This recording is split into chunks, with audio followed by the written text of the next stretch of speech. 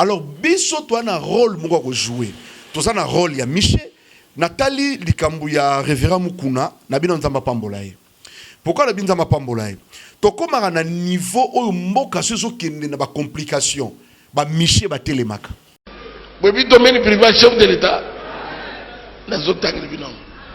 Pour bambouiller et péter. Et ça boy. Et ça dit défense. Défense c'est saute à l'armée. Nous tous sommes votés. Président de la République. Et ça dit affaires étrangères. Affaires étrangères que vous échappez dans le chef de l'État. Nous avons sécurité. Et ça finance. Mbongo. Jamais. Et ça affaires intérieures.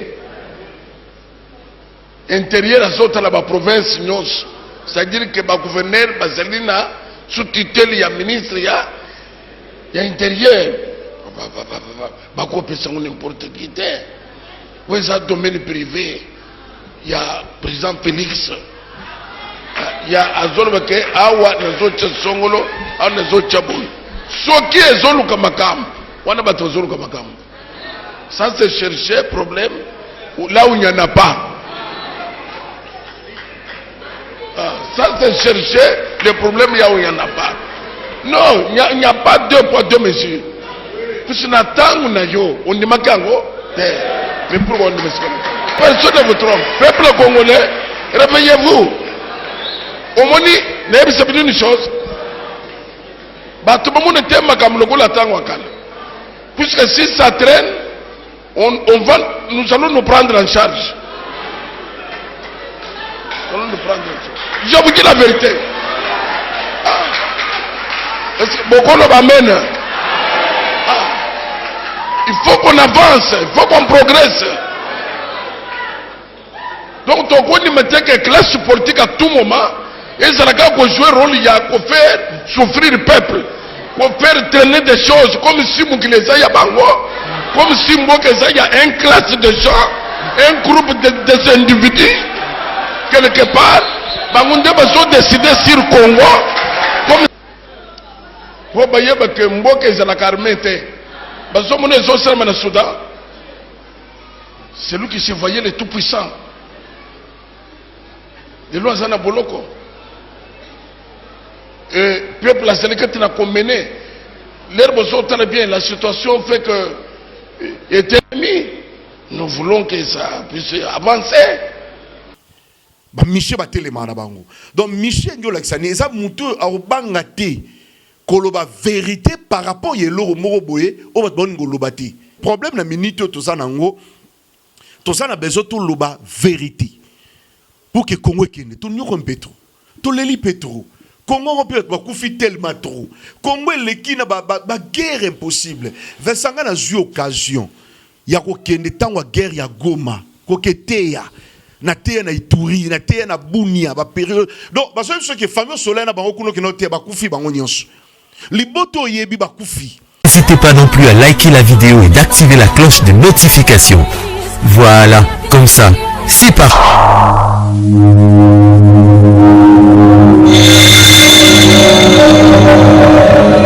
La voix du peuple, oh, la voix du peuple, oh, si tu es bien, oh.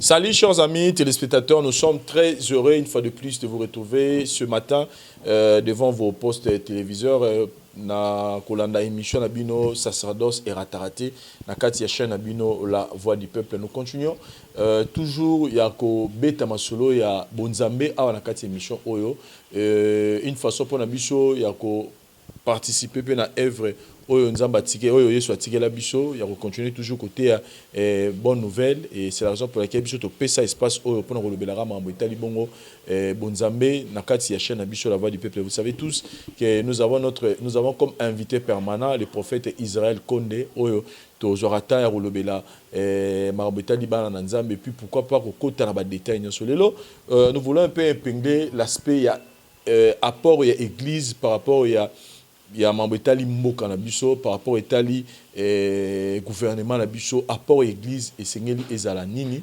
et c'est la raison pour laquelle to lobela la paix phénomène oyo il y a maladie moko il y a épidémie c'est vrai que l'épidémie est bimarango mais c'est comme si l'épidémie c'est oyo les Kinshasa awa suki chikumuno les autres déranger batu et puis on a fait un constat c'est comme si ces derniers temps on a Kinshasa je ne sais pas même pas dans le blaming biso na kin awa matanga est commis plus d'impact que fête. C'est-à-dire il y a plus de matanga que de fêtes. Constate tout ça, alors on se pose la question où est la place. C'est vrai que l'IWA et Zapona Batunion soit bien un jour avec nos paiements. Mais tu as remarqué, on dirait fête et comme mukieke matanga comme chaque samedi au monde batu bazobonga batu balati kitoro bokia puis matanga comme en plein monde à Kinshasa alors on se pose la question est-ce que les chrétiens continuent la distraction ou comment ce sont des choses où on va essayer un peu d'aborder avec le prophète Israël Condé. Bonjour mon frère Vincent ndeka na lobaka nzamba pambola yo liboso ya kito pambola yo kimoko mais lelo comment to pambola yo na mwasi na yo amen et bientôt peut to ba yo na mwasi na pe na mwana bino voilà donc ça bon nzamba visiter bino et a visiter notre caméraman de longtemps il tout ça vraiment que Dieu le bénisse parce que autre ça il y a mystère parce que dans la loi sacerdotale va te bien comprendre autre ça il y a mystère il y a zo sala musala mo yo po sala ngape na sala tango yo koma pas batu et comme système moko pour nzamba visiter il y en a bien nzamba pambola bino parce que je lobby vraiment c'est important to lobby là voilà après mais dans ligne d'abord total élément oyo ya pasteur Mukuna au asaki en plein kilt na église naé tolanda yango et puis to rejoindre apporter ba resolo là retrouvons-nous juste après cet élément merci.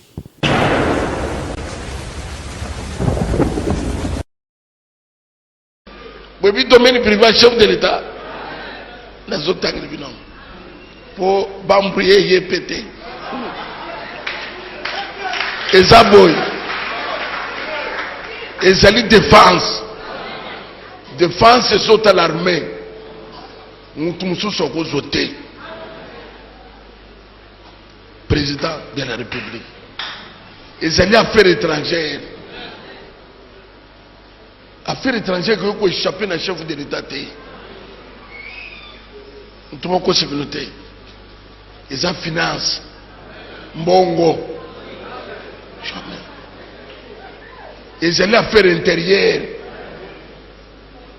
Intérieur à sortir la province, c'est-à-dire que le gouverneur, Baselina, sous-tutelle, il y a ministre, il y a intérieur. Bakopé, c'est n'importe qui. Où est-ce que domaine privé? Il y a le président Félix. Il y a azolo ke awa nazo songolo awa nazo chabou soki ezolo kamakam wana bato zolo kamakam ça c'est chercher problème là où il n'y en a pas ça c'est chercher le problème là où il n'y en a pas non il n'y a pas deux poids deux mesures puisque na tangu na yo on dit makango mais pourquoi on dit mesure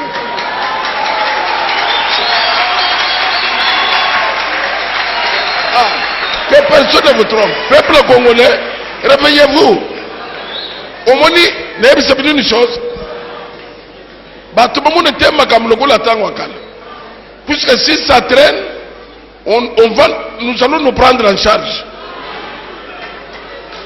Nous allons nous prendre en charge. Je vous dis la vérité. Beaucoup nous amènent. Il faut qu'on avance, il faut qu'on progresse.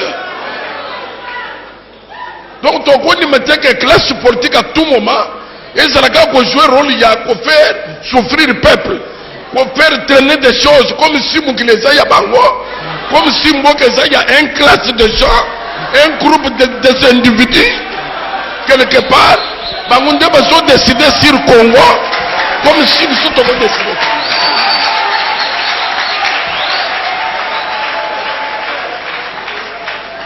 Non, mes frères.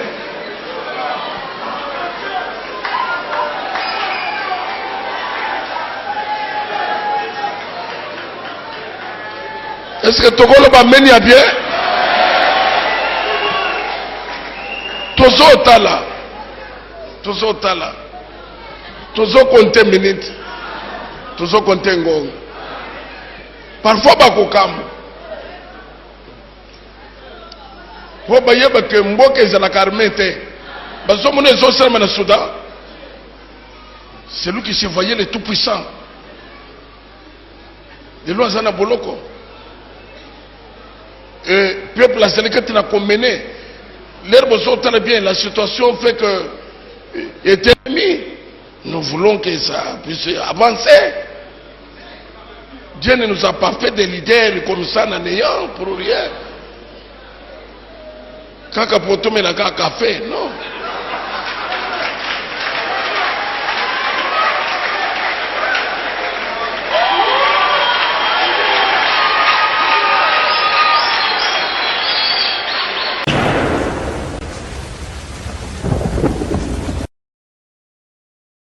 Voilà, prophète, je pense que tout le monde a l'image où il y a pasteur Mukuna, où tout le monde est en plein kilt, il est en train de conscientiser adeptes, bandimia, quatre églises naé, fongola misu na Itali, marambo Itali, mboka. Première question na tout na prophète, vraiment na niveau na bino, implication ya église na marambo Itali mboka, ezala na limite nini, c'est-à-dire bozali obligé à impliquer na mbetali mboka to mboka ezala makambo bon bakonzi na kwena bango bisope to samelaka nzambe aroisose bango na kwena biso.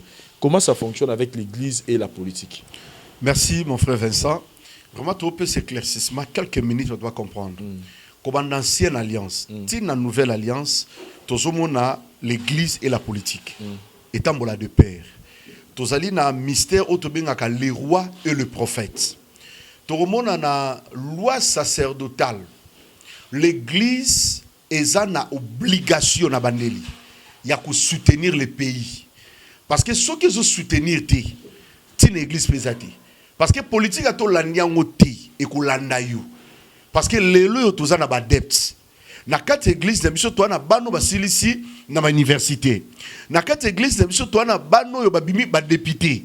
Na quatre églises toi na bano baza ko s'inspirer na ba grande chose face à la politique. Alors biso toi na rôle moko ko jouer.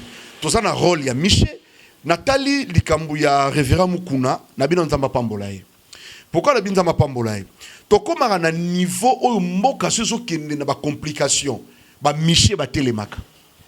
Ba Miché ba telemaka na bango. Donc Miché ndio laksani eza mutu arubanga te. Koloba vérité par rapport à l'euro moroboye au bon golobati. C'est important parce que les appels na tamo ba michete mais akana batu moroboye bala lisaka baloba boye vie éternellement roi sala o motema no lingi zala kaka umela. C'est biblique. Même otono le kana kartono na baba umela c'est biblique parce que tant yozo kabelanga o sombelinga ndako o pesinga mituka nazana lomsu no balbosonote. Na olbanokaka umela vie éternellement osa ya nzambe vie éternellement mais Miché bongote Miché lobite ata nyonso bozo sala eza yangote nzamba lobi so sali wa frapper yo. Donc eza loi ya Miché. Donc l'église doit dire la vérité. Ce que l'église lobi vérité te verset toi na problème mboke epela moto. Donc nzamba pambola parce que problème na minute to ça nango to ça na besoin to loba vérité pour que Congo kende to nyoko mpetro to leli petro Congo peut ba kufi tellement trop Congo leki na ba guerre impossible vesanga na zu occasion ya ko kende tangwa guerre ya Goma ko keteya na teya na Ituri na teya na Bunia ba période donc parce que ce que fameux soleil na bango kuno kino te ba kufi bango nyonso liboto yebi ba kufi. Donc tout ça bateau to boya guerre to boyi mabe. Donc ce qui les le makambu ya mboka to na droit ya ko s'impliquer. Donc l'église a une responsabilité. Ya on a beaucoup to na kumisi nzambe parce que na minito yo notre président, vraiment je ne sais pas sur le plan spiritualité dossier au baki c'est mais du moins orantaye sozo zo bisika. Wana eza sans parti pris tout ça ben mission banda kala Vincent na lobana mamba politique te que on a mutatel non. Pour Nangaï, c'est la première fois. Donc, même appel au bisopé, tous en a minute, baso tinde absolument le bobo bondela. Babite bo zwambongo, mais baïbi si biso to bondela. Donc, quelque part, il y a quelque chose qui ne va pas. L'Église, il faut sa responsabilité. L'Église fait sa responsabilité, mais on a aussi fait un constat. Oui. Constat Mouya Malamu, le président de la République est toujours nassé à Maboko et Bassal Nzambe, où on voit, il reçoit des pasteurs, il organise même des journées avec des musiciens chrétiens, il est toujours à contact avec Bango, c'est vrai que même si il est médiatisé, mais au moins, il a bloqué tout le monde, et tout le Maboko. Position, on a président de la République à Zanayango, il y a relaxé à niveau qu'il va être nassé à Makula Bassal Nzambe, personnellement, pour nous impressionner. Mais Vincent, tu as un président local à Tanzanie. Président de Dimanche qui est dans la culte. Tout le monde a biloko et salama na Zambie, na pays où le président a prié. Na Nigeria, tout le monde a dit que Obasanjo.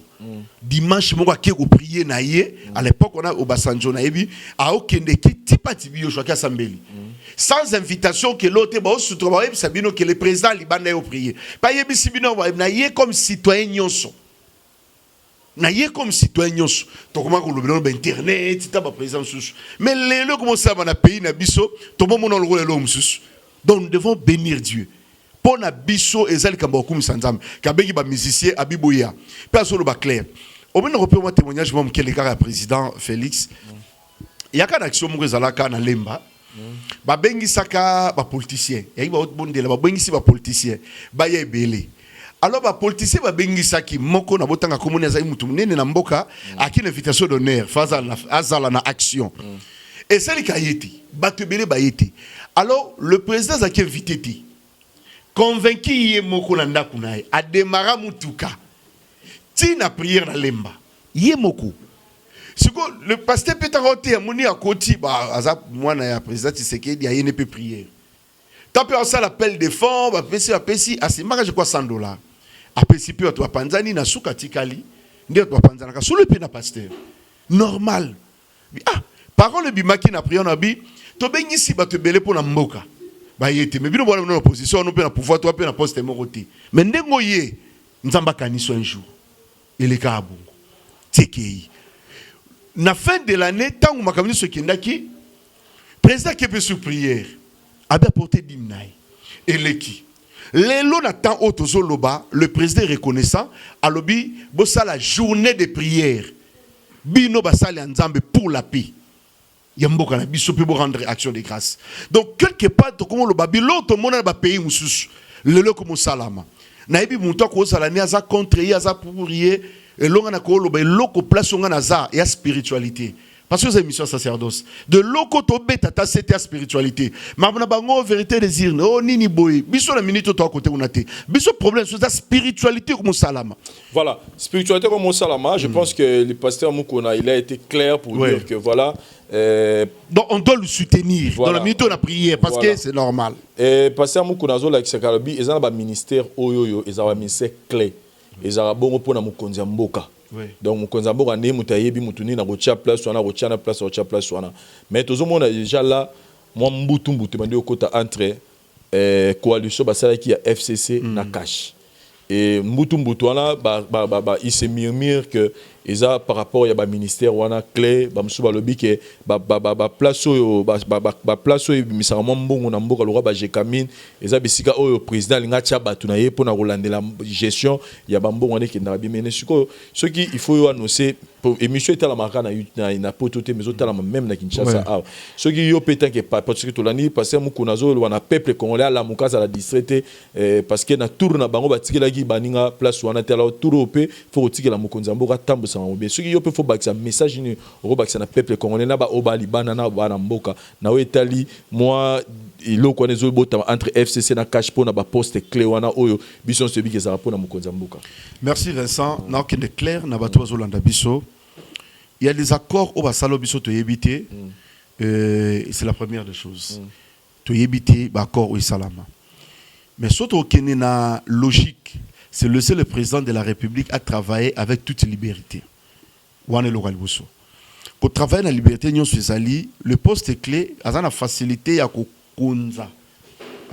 autorité puis à la manifester. Parce qu'il y a le même qu'on perd de ma province quelque part est un peu difficile. Que tu vas gouverner peut-être pas cause appel na maboko noté quelque part peut peu difficile bon tant que tu na poste clé ce ça appelle na maboko noté mais perdre marocha ministre oyaye voilà olandela ba gouverneur voilà donc pour na biso to ko loba comme gouvernement na bimité tout ça l'émission avant gouvernement bima et parole encore ba mon sali nzambe le président a sa l'autorité naï malgré les accords na bamba salaka nous peuple de Dieu tout peuple nyons yebité mais où est une clé que le président a assumé ma responsabilité naïe pour que ma réunion soit débloquée parce que tout le monde est quand même à l'aise dans mboka après mandat où peut avoir si ma que Dieu soit loué mais dans mandat où est ali qu'on lui laisse le temps de travailler comme il faut surtout ça donc tout ce qu'il a vraiment temps à travailler dans la poste na clé donc ce qu'on loba lokola musale nzambe dans na sens wana à travailler qu'il soit libre na domaine nyonso sécuritaire affaires étrangères finance domaine wana qu'il soit libre ayeba koma kusala pour rendre compte après mandat nae parce que ce les abongoté et rozala compliqué pour na réussite nae. Voilà, mais batumsu ba oloba ne tozotala baba mais mu pasteur mu kuna lelo akomi ko lobela makambo mais toyebi que peut-être ma mandat passé tout ce temps wana au président Kabila Zara na pouvoir tout ce cas là jamais ko mona ye tout ce cas jamais ko mona binonio en général ba pasteur bo megape ko lobela makambo mboka ce que bomu ko lobango cette fois-ci courage on a besoin et donc on ni ko motiver bino parce que toyebi bino na makambo te mais cette fois pendant ce 18 ans au président de la République a na pouvoir tout ce cas là jamais ko mona pasteur na kati ya culture azo l'hôtel mais na makambo mboka botika boy on s'est dit motivation na sur tu vois ça par rapport à nini pour avant bono ko lobaté ou comment. Mon frère Vincent, le na ko ce témoignage Dieu nous a fait grâce période à Mobutu to salaka. Nzamba sala biso mwangolo. Tu es période il y a président Joseph tu es makamlenge le kaki. Période où tu es na ngoya président Tshisekedi eza facilité wana na ko biso zali a pesi biso loboko na facilité moko doit continuer na facilité moko na milieu moko donc et lokola bo luka so audience te lo zo comme ça biso ngwana kaso benga no pasteur boya bo bondela bo kotawa neti na facilité moko donc fani mna tongo ke ami serviteur tindelo photo abi to zana président donc neti na facilité moko boy mto betolo lisolo ke non to sangana ki to agi 10 to ke ne pas président Bokindaki, oui, ayambe biso, ayebisi biso tout sambel. Vous comprenez peu? Donc, et comme le la facilité, parce que la vie est anime. Sauf fongoli li mutu porte. Mutu okota. Les lots, ils sont ta fongoli le porte. Et toi, la difficulté, on a 10 barrières. Bon, bate bo okota ndeni. Mais c'est tout le monde facilité. Tout on sait l'émission qui suivi, Vincent Fonabso qui était très suivi, n'a qui réussi rapidement pas ya Kabundale. C'est après l'émission de tout ça là. Qui rapidement tu es solo limba pas na yenda quoi qui tu fatigué tu vas na katanda ku on a eu le temps de parler après que Yambeka président je me suis tout ça la permission on a causé tout mais c'était quoi parce que nous on a parlé avec Vincent on a parlé tu comprendre la facilité moroboui que président tu ne peux moutourner pas na yabibenga et surtout solo la naï c'était quoi en fait raison à visite d'abord tout le monde qui passé à Bondewale ça tout le monde qui passé à Mukuna ou tout le monde qui n'a pas internet c'était quoi en fait non le président le loto loba au moins makamona zo loba bato parce que on ne pas que la naibi c'est l'internet baba père colonial donc toi libanda côté kuna mais tozo CP là na oyo zo sala ma miso zo mona donc pour na biso to ba ke to sepeli na o miso zo mona parce que ko ya mamosali ya nzambe président soso ya mono ba sali ya nzambe quelque part c'est au komona biso yo ka nzambe parce que mosali ya nzambe so akene te na idée nde ya kikala ida mbeli donné na kota robi malanga quatre type wani ya différent mais somme ta zo kota na voix ya nzambe ke papa e ta les abouilles c'est clair surtout kota na stade des martyrs na stade des martyrs to bengi ba sali ya nzambe nyonso donc sani to prier na biso kaka to prier yemunga futi stade yemunga s'occuper de makambo là c'est le président so biso to ke sala nini to ke ka to prier parce que to ça la prière avant indépendance voilà en fait je pense que comme to beti ma solo ngo ngal barami politique en resolant mina bino basala nzambe parce que même Nathan Kala c'est comme ça que les choses fonctionnent. Les gens allaient consulter les prophètes quand il y avait un problème dans le pays. Cette fois-ci dans tout sur la nom muké par rapport à né mambo ozo kende président république à l'ancien biso ba travaux moko to benga yango 100 jours. Mais ce total il est en réalité il y a né mambo ozo kende il y a pas vraiment de changement. Il n'y a pas vraiment de changement. Dollar, ils ont romata, vie, ils ont cher, transport, ils ont donc il y a ça dit bah bloco, ils ont clé pour nous mourir na biso tout le monde a peine que il y a une évolution en tout cas jusqu'il n'y a pas de changement et bah changement mourir bah bien mike trop ko bête là non maboko makasité mais s'il faut dire un mot na président de la République parce que azota la biso to baturo bazarane bazota là attaché chargé de presse n'est pas dans la poto mais c'est Adolphe Lukola aussi si je me trompe pas ata la biso mingi so rôle ba kisama likamoko parce que côté mususu biloko et salami ils tellement moqué par rapport au batu bazozela sauf pour ça message pour la président de la République na état le fonctionnement mboko banaini par nangana ko ça message pour la présidente de la République ezali l'autre bazozela il y a qui dans le premier ministre et le gouvernement ils sont en place pour travailler. Parce que si vous ça là, oui, 100 jours, c'est bon. Mais le problème, c'est quoi? Ils allaient voter budget, gouvernement, ils allaient libérer un peu de budget, pour travailler un peu libre. Okay. Parce que jusque-là, tant que le Premier ministre, le gouvernement, ils ont kala, tous attendre une amélioration de l'autre. On a tous à clair, tous attendre une amélioration. Parce que ceux qui ont le gouvernement, il y a la même chose. Parce que tu connais, tu as loi kaka yeka to mona nanzela. O to loi kaka yi. O ndeko Basile kaye to mona ba baluka. O ministre tel kaka bangona ba baluka. Mais le problème ezali to mona changement. Que to moni que na ministère tel et comme mutu tel. C'est à partir de là que tu juges bien. Autre chose, c'est bon, mais peut-être changement ma casse c'est mais l'autre c'est le gouvernement et bimi. Qu'est-ce qu'on a là en place? Et ça quoi tu bien quoi mon pépasique. Bah bien on repentance. Va passer repentir, va changer. De faux changement. Tant que tu là t'as qu'à l'amboa kala. Tu s'attends de non et l'aureté. Il faut qu'il y ait un grand changement par rapport à Yawana. D'ailleurs biso to sengi et bima mission ce mona.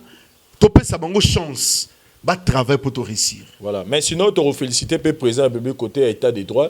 Vous avez dit que l'État de droit peut jouer dans le cas. Tout le monde est libéré, prisonnier. Il y a des désespérés.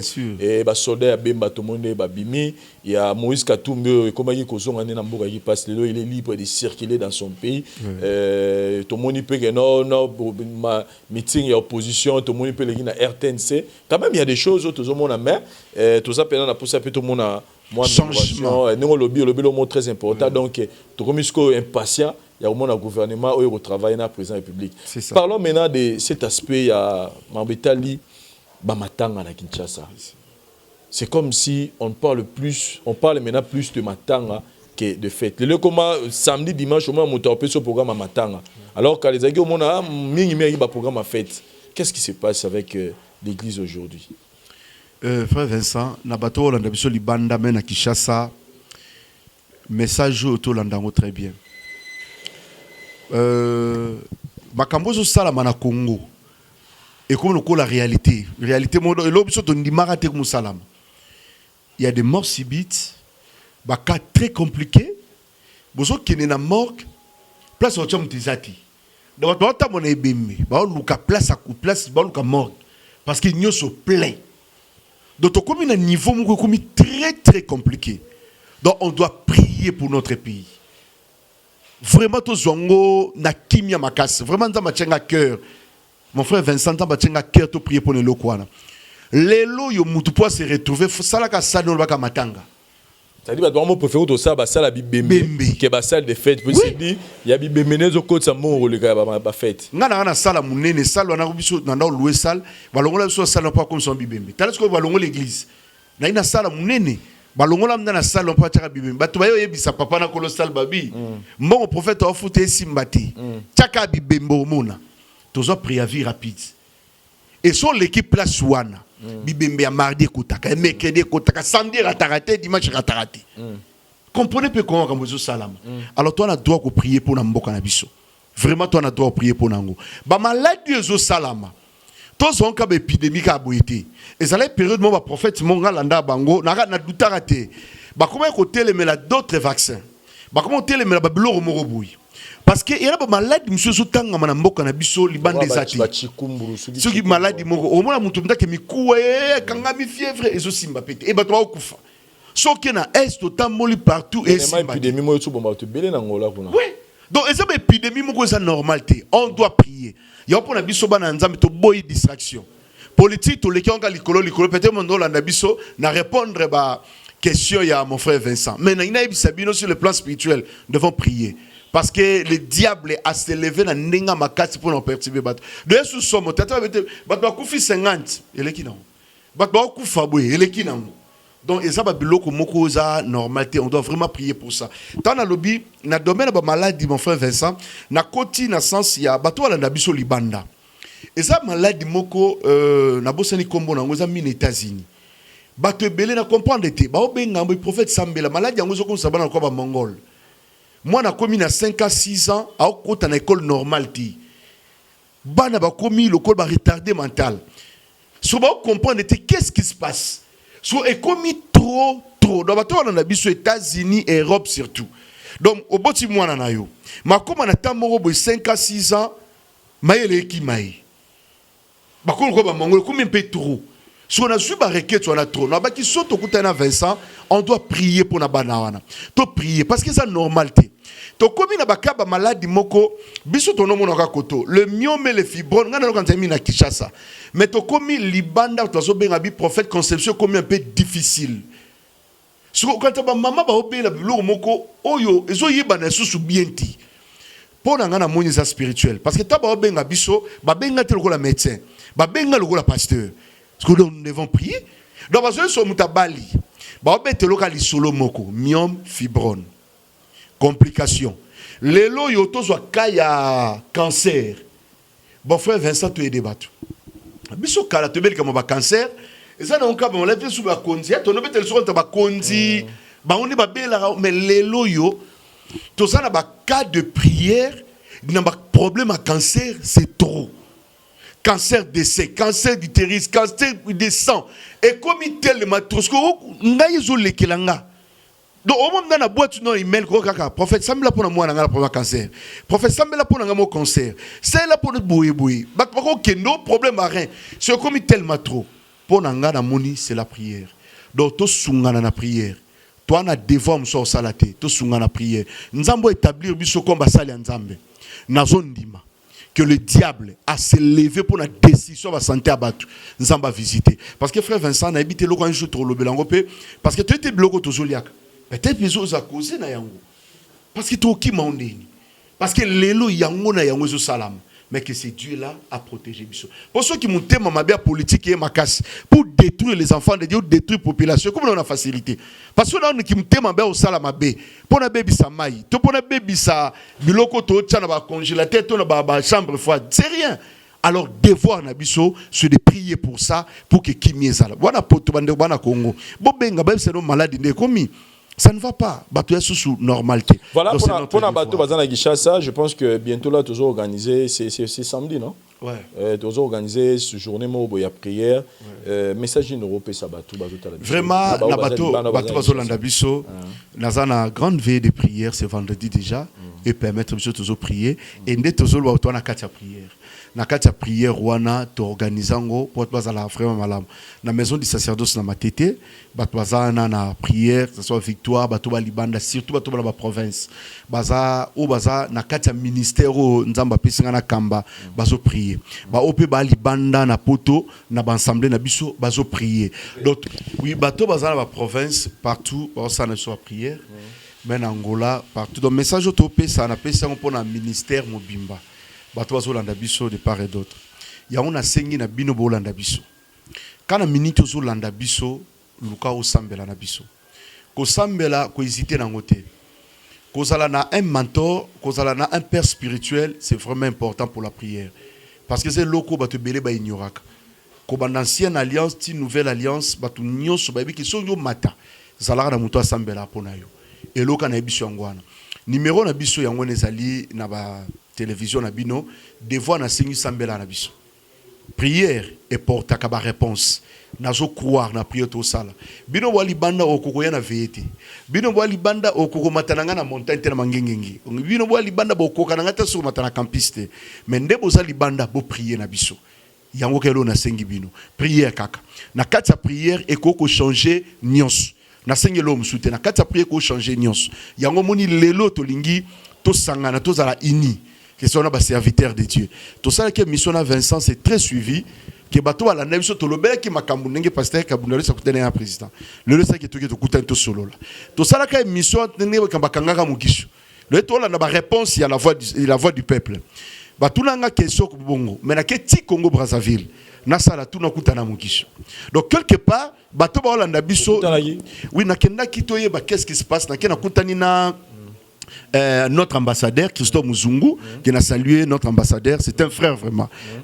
Ambassadeur Muzungu, toi qui n'as pas ninto sala pour libérer notre frère.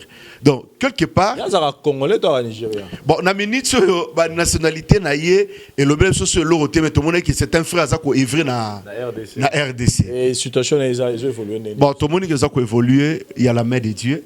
Que nzamba sala bima. Donc tobo sani nyonso. Ngasko na oloba la voix du peuple est a suivi na ndenge nyonso. Pour na koloba kuna taba kizeki bambo ba kizelare wana ki abetaka blo moyo betama kiona. Bon lelo tokoloba abetama kiona. Mais sikoyo lelo quelque part bon lelo tokoloba eza so ensemble que ba do récolter karo bazo semer olobani. Qu'on se manque pas de Dieu. Bon, tout le monde a un problème, tu aider. Ok, donc tout ça, dans le sens que tout le monde a un problème, on peut l'aider, dans le sens que c'est la normale. Donc, pour la biso, tout le monde dans la prière, nous avons la biso. Et tant tout le monde comme président de la République, tout le monde a facilité, parce que tout le monde a accès au wana. Il y a prière normale, sens normal, que Dieu soit loué, dans le sens malam. Mais on a fait un gratté pour le président Joseph Kabila. Il y a un biso pour le papier. Église de réveil. L'église de réveil, ils appellent un papier. Là, c'est à cause de président. Parce que tant qu'on a pouvoir, et là, quand il soit, il dara tous un papier. Donc, on a un gratté pour le président Joseph Kabila, au Passalaka, pour le biso, pour le document. Il y a un autre qui investir, il y a un président, il y a Sika, il y a l'église de réveil. Déjà, tout ça, là, on a un chapitre. Il y a passé à Sony. Sony Kafuta, toi, on a un chapitre, il y a Pullman. On a investir, dans le sens normal, tout, ma la. Tout très bien. Cette fois-ci, quand il a permis. Oui, cette fois-ci, il a permis mandat Nessili. C'est que comme mandat général Sony, on peut toujours ses chances à évoluer et ça la malam. Parce qu'il a travaillé 3 ans comme président, il y a jeunesse, mais tu es qui par la grâce du Seigneur, tu es peut tu poste en mais tu sais qui par la grâce du Seigneur, comment tu peux aider sur RDC pour que jeunesse et ça la vraiment na ndenge malam. Voilà, merci beaucoup prophète pour le message. Je pense que bandeko sur balandi biso ba requête sur ezali bo benga na numéro de téléphone au ezanase.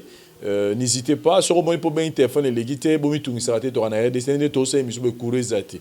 Donc pour dire que te venez sur téléphone les a déchargé. Donc pour dire que sur ben prophète aux yeux un téléphone bo za paniquer te insister patienter à un moment donné et roleka. Merci na bandeko sur batali émission le prophète était sur zani kamba suka robak ça va aussi ces émissions. Non, merci. Donc on appelle ça merci Panayo, la voix du peuple. Et ça chaîne abisso fidèle.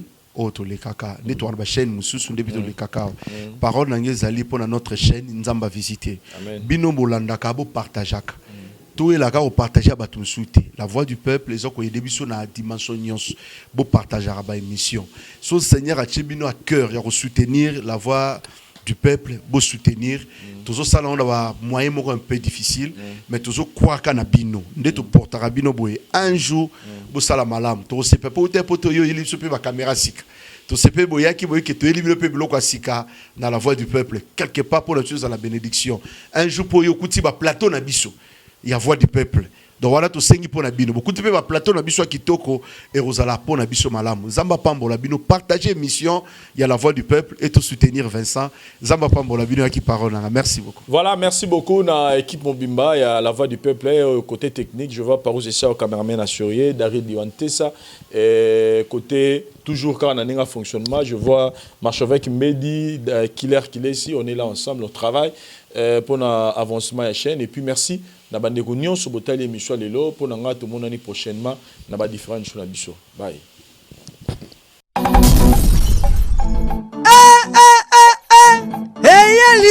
Souhait, centre de recherche et de production de médicaments traditionnels améliorés, Sermeta na Mukuse. Il y a les promoteurs, les visionnaires repèrent les grands pharmaciens de renommée internationale.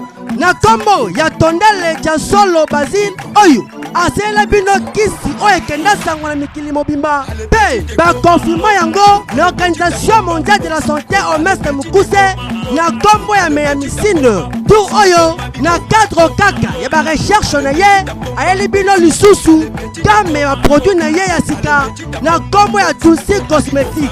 Bana kini bozimela ngai ko ba kisi oyo esalami en base ya ba plante naturelle yango nde ekopesa solution na ba problème na bino ya ndenge na ndenge ya loposo. Tulsi cosmétique ezobongisa batia ya loposo ya nzoto banduta oyo ekomisa lokola ba érosion batampo basicatrice oyo esilaka te eumela na nzoto. Soki osaleli Tulsi cosmétique okozala jamais desi ebongo mpo na suki na bino bomitungisama te o suki na oyo ekoma lokola bajota. Soki osaleli Tulsi cosmétique okozwa vitamine na suki na yo ekokoma lokola ya mwana mundele. Noko yoka bien Tulsi cosmétique batikali nsima te yo mutu olumbaka solo suniki mutu foyebaka Tulsi cosmétique asaleli bino parfait ya solo kitoko Martin Congo na esprit ya consommant congolais. Tala ndeko mobali ndeko mwasi papa mama yo mutu ozali ba problème oyo okenda bisika ya ndenge na ndenge kasi solution ezopana yango kaka te saela Tulsi cosmétique mpo yango